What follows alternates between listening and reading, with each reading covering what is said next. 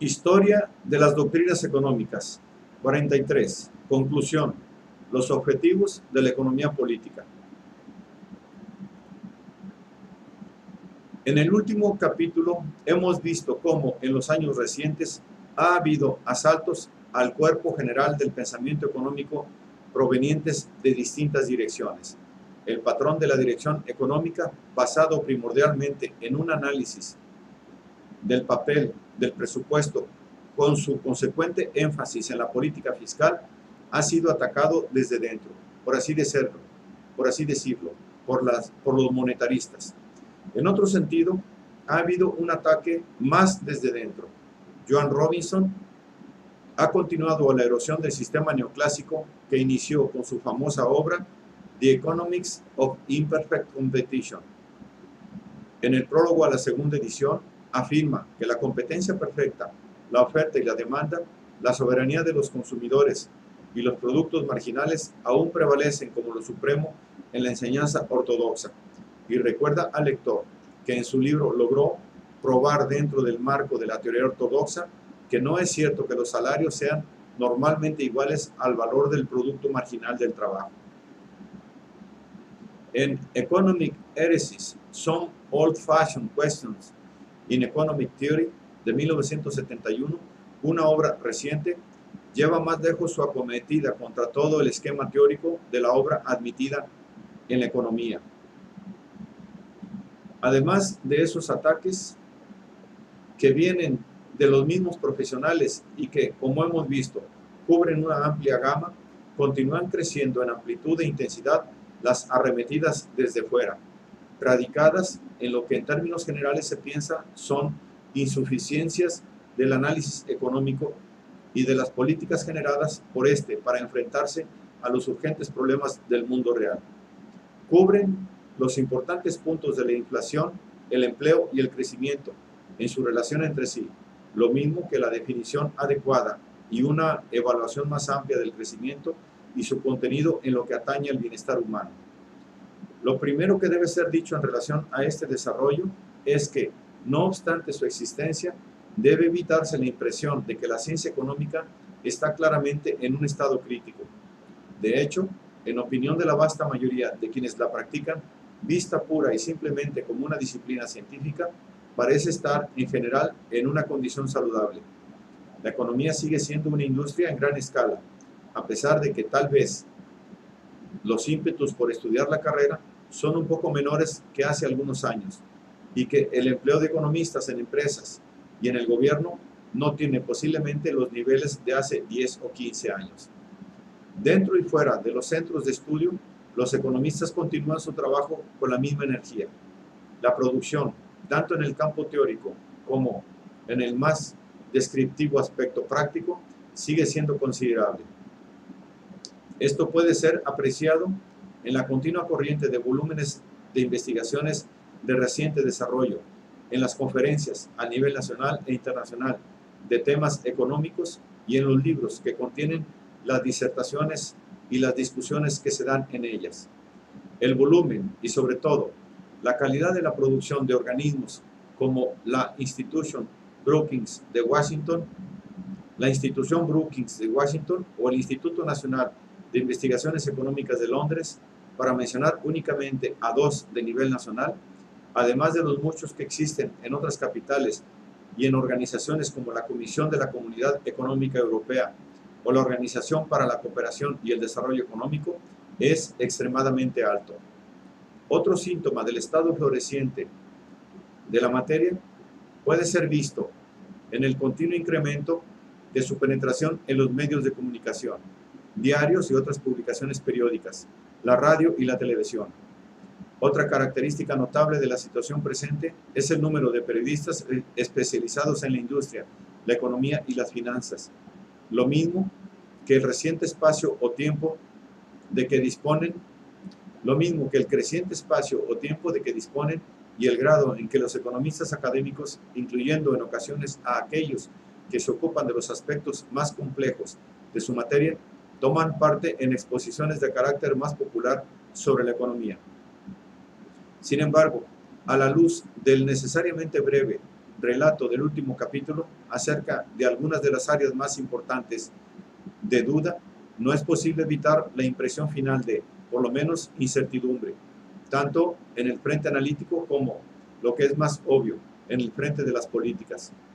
Hace 40 años se pasó por una situación a la que esta palabra, incertidumbre, pudo ser aplicada. Esta incertidumbre fue eliminada esencialmente con la aparición de la nueva teoría keynesiana y por su subsecuente desarrollo hasta el punto de que la confianza en sí misma llegó a ser el sello distintivo de la nueva economía. Los considerables logros prácticos del periodo siguiente hicieron que pareciera realista la esperanza de que los fantasmas de la hiperinflación y el desempleo masivo hubieran sido dejados de lado para siempre. Con todo, la incertidumbre ha surgido de nuevo. Cuando hace 20 años, en una edición anterior de esta obra, se afirmaba que, en suma, el estado de los distintos aspectos de la teoría económica es bastante tranquilizador, fue necesario al mismo tiempo ya entonces llamar la atención hacia ciertos peligros inherentes a la nueva economía, ya que pensar en términos de los conjuntos del sistema económico,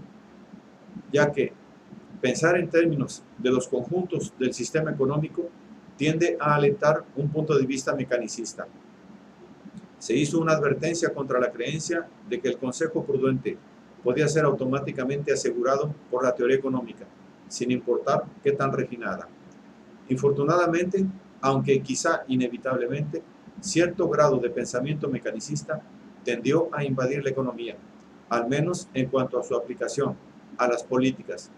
No es sorprendente en el caso de ciertas escuelas todavía imbuidas de un arraigado respeto hacia las virtudes de la no intervención del Estado. Por ejemplo, la absoluta fe de los monetaristas en el piloto automático del suministro de dinero que puede ser fijado en posición y asegurar que el navío se mantenga en el curso deseado. No es, sin embargo, en la práctica, y tal vez paradójicamente, muy distinta de la creencia en una buena sintonización de los controles económicos por parte de los intervencionistas. Estos últimos mantienen la confianza en la conducta racional humana, pero a veces parecen excesivamente confiados en que tanto la estadística como el análisis puedan ser perfeccionados al punto en que los cambios necesarios en las políticas se hagan automáticamente y después los ajustes apropiados se apliquen a los controles con el suficiente cuidado como para producir los resultados que se desean. Cuando un canciller del Ministerio del Tesoro inglés, más adelante primer ministro, se quejó de que se espera que guiara la economía con estadísticas antiguas, lo que era como manejar un tren con un itinerario atrasado. Estaba demostrando el grado considerable en que los políticos habían llegado a compartir la impresionante fe de algunos economistas y administradores en cuanto a que una mayor perfección de los mecanismos de su nave daría la respuesta a sus problemas. Naturalmente, lo correcto y lo que es de esperarse es que cuando los políticos estén envueltos en sus problemas prácticos, los economistas no estén, más que los practicantes de otros campos, reexaminando constantemente las bases de su disciplina. Sin embargo, algunos, aún entre los teóricos, han sido asaltados por una medida de duda filosófica en el mismo grado en que ha tendido a ensancharse más la brecha entre sus preocupaciones diarias en la ciencia del análisis y sus opiniones, con frecuencia expresadas en los debates políticos del día. En cierto grado de incertidumbre que ha reaparecido, tanto entre los profesionales como entre el público en general, es claramente un reflejo de un malestar social y cultural más general que se expresa de muy diversas maneras en la actualidad. Por ejemplo, en la mayor y más extendida irreverencia por todo lo establecido y por una mayor enajenación de la juventud de cualquiera de los países más industrializados del mundo desde hace más de 100 años. No podemos examinar aquí las causas más profundas de este estado de cosas. Posiblemente estemos, como sostiene McPherson, ante la presencia de los resultados de una evolución que comenzó a mediados del siglo pasado y que apenas alcanza la madurez. Tal vez mediante este proceso, las bases de la sociedad de mercado posesivo, que dejan a cada hombre a su suerte y que son reflejadas claramente en los supuestos del individualismo posesivo, se han deteriorado al punto en el que la estructura de la sociedad de mercado ya no proporciona las condiciones necesarias para deducir una teoría válida de obligaciones políticas de tales supuestos, los del individualismo posesivo. Ciertamente no es fácil, frente a los grandes cambios estructurales de la economía con su efecto en el equilibrio entre el esfuerzo individual y la dirección general de la economía privada y nacional, reconocer la opinión sobre la sociedad y el individuo, que todavía está implícita en los teoremas básicos de la economía. En un mundo de tecnología cada vez más complicada, de procesos productivos automatizados y de grandes corporaciones que utilizan técnicas financieras, organizativas y administrativas complejas y que operan con frecuencia por sobre muchas fronteras nacionales, no es fácil para el individuo, independientemente de las facultades con las que esté participando en el proceso, apreciar de inmediato la importancia que tienen para su propio destino todo lo que está más allá de los más elementales principios microeconómicos, como tampoco la relación de estos con el análisis macroeconómico de conjuntos o la manipulación de los mismos por medio de políticas públicas. Esto es explicación suficiente para el escepticismo popular, independientemente de los fracasos, por lo menos éxitos a medias, de esa política por reconciliar distintos objetivos. Realmente, la posición dominante que la macroeconomía y la dirección basada en ella ha alcanzado no es solo un indicador importante de los grandes cambios en la estructura socioeconómica, sino que provoca un agravante más en el dilema de mantener la idea de la supremacía del individuo y manejar economías grandes y complejas. Los gemelos de la historia intelectual de la economía política clásica, en una era de rápido crecimiento de la población y dentro de un marco político democrático. No es extraño que el economista quede perplejo cuando examina, en los relativamente pocos momentos en que dispone de tiempo y siente la inclinación, los trascendentales puntos mencionados. Naturalmente, muchos economistas soslayan tal confrontación y se refugian en un trabajo teórico cada vez más especializado, desaprobando, al igual que las escuelas dominantes de los años 20, las preocupaciones por estos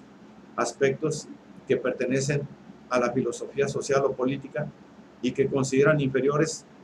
a las tareas más precisas de la economía positiva. Reconocen, naturalmente, que más allá del campo de la economía positiva está el de la política. En relación a este campo, la actitud tradicional requiere del economista no tanto una abdicación de sus intereses políticos, sino que lo separe de su trabajo analítico, que reconozca las fronteras entre lo que dice pura y simplemente como economista y lo que pueda decir como un economista que ha aplicado algunos juicios políticos, esto es, normativos, al problema que se discute. La separación, por así llamarla, del cuerpo de la teoría en relación a los juicios sociales es puesta de manifiesto de manera clara en un enunciado de Frank Knight en relación al sistema de libre empresa. No se puede negar que la libre empresa está lejos de ser un sistema perfectamente ideal de organización social, pero las fallas y debilidades del sistema se encuentran fuera del campo de la mecánica del intercambio bajo condiciones teóricas de competencia perfecta, y los valores de la vida no se pueden reducir, en general, a las satisfacciones obtenidas del consumo de bienes y servicios intercambiables. Los deseos de bienes y servicios son el producto y las capacidades productivas derivan de una mezcla incierta de esfuerzo consciente, herencia, pura suerte y fuerza y fraude descarados. Generalmente, la vasta mayoría de los economistas de los últimos 50 años, o más seguramente, estará de acuerdo con alguna declaración de este tipo. Lionel Robbins explícitamente enfocó este aspecto en una conferencia y adoptó en términos generales la misma línea. Los economistas como economistas no tienen nada que decir acerca de las verdaderas finalidades de la vida. Sus proposiciones relativas a lo que es o a lo que puede ser no implican en sí misma proposiciones en cuanto a lo que debería ser. Sin embargo, también adopta el punto de vista de que un número sustancial de nuestros juicios políticos son hechos en absoluta ignorancia de las consecuencias. El análisis económico, al apuntar a los resultados de la acción, más que a la acción considerada intrínsecamente, puede contribuir a la acción racional. Son puntos a discutir el grado en que es practicable cierta personalidad dividida en el economista y la medida en que la prescripción está basada en el punto de vista correcto, de manera implícita, al menos acerca del proceso, por medio del cual se ha desarrollado todo el cuerpo de la economía, por lo menos de Smith a Keynes. Es sin duda satisfactorio que la economía, en sus versiones más recientes, haya aparecido más o menos emancipada de sus antecedentes filosóficos y se haya convertido genuinamente en una ciencia positiva, libre de los supuestos implícitos de carácter normativo, aunque lo suficientemente madura para introducir necesidades de carácter social. De este modo, se ha establecido una relación entre la teoría económica y las políticas virtualmente semejante a, por ejemplo, la química por una parte y la ingeniería por la otra, en relación a la física. Algunos críticos de la teoría moderna, que no dejan de reconocer sus considerables contribuciones no solo a la mejor comprensión del proceso económico, sino también a la formación de mejores instrumentos de política y en ocasiones a su aplicación,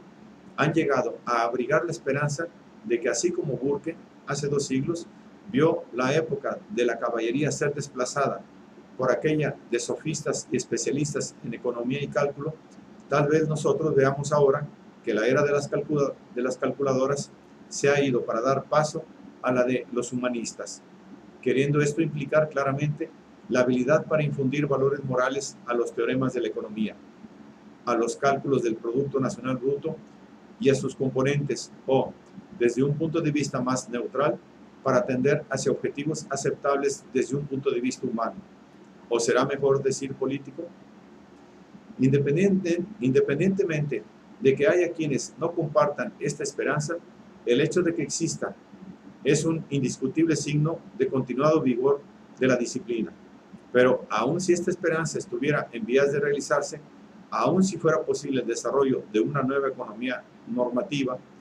que hiciera uso total de los avances analíticos, permanecería sin resolver el dilema final de la relación entre política y economía, esto es, entre aquellos que esgrimen el poder, aunque sea temporalmente, y los que asesoran.